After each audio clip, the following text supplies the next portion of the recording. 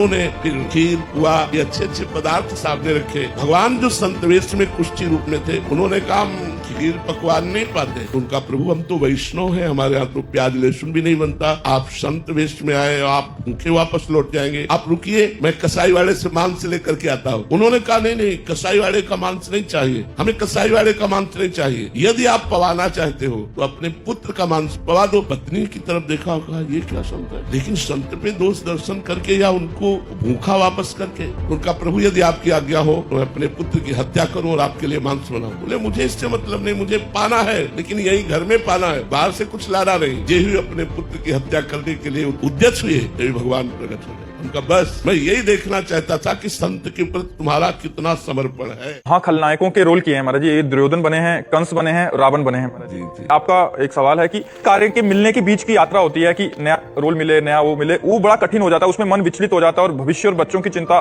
से मन नकारात्मक नाम अगर उस समय आप भगवान का नाम जप कीजिए, जो खाली समय है, तो उससे आपको बहुत बल मिलेगा।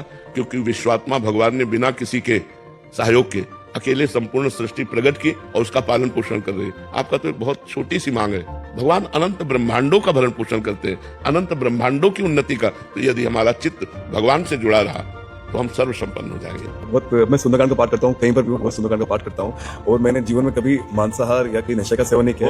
और मुझे लगता है कि आप हमेशा स्वस्थ रहें, क्योंकि आपने जो पूरे